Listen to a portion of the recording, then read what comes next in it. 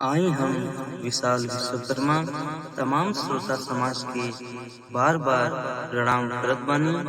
अगर आप रउआ लोगन के हमारी गीत अच्छा लागे तो वीडियो के लाइक कइल जाए, कमेंट कइल जाए और ज्यादा से ज्यादा शेयर कइल जाए।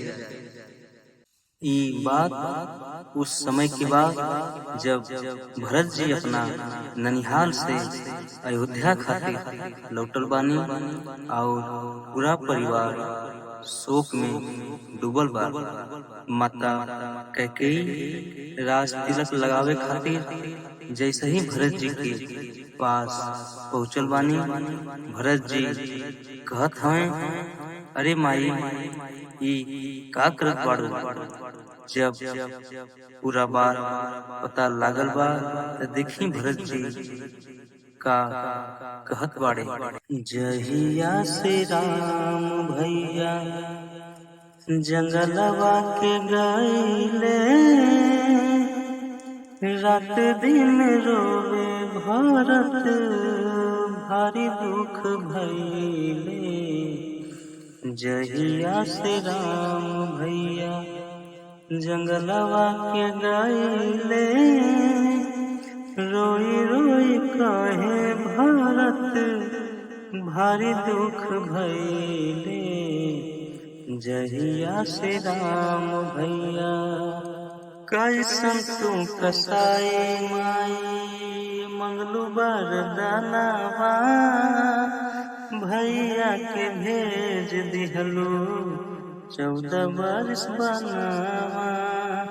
कैसन तू कसाई माई मंगलू बरदानवा, भैया के भेज दिहलू 14 बरस बनावा।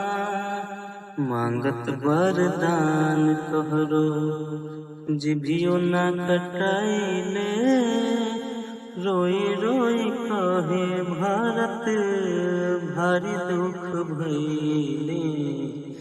जहिया से राम भैया देखी भरत जी आगे का कह रहल बानी, आई गीत के माध्यम से सुनी। कैसे हुई है प्रभु वन में लखन छोट भैया, बड़ा दुख सहत हुई है मोर सीता मैया, मोर सीता मैया।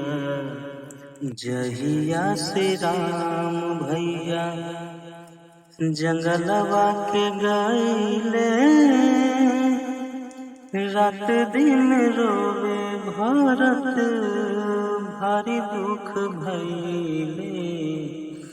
जहिया से राम भैया जंगलवा के गईले, रोई रोई कहे भरत भारी दुख भइले।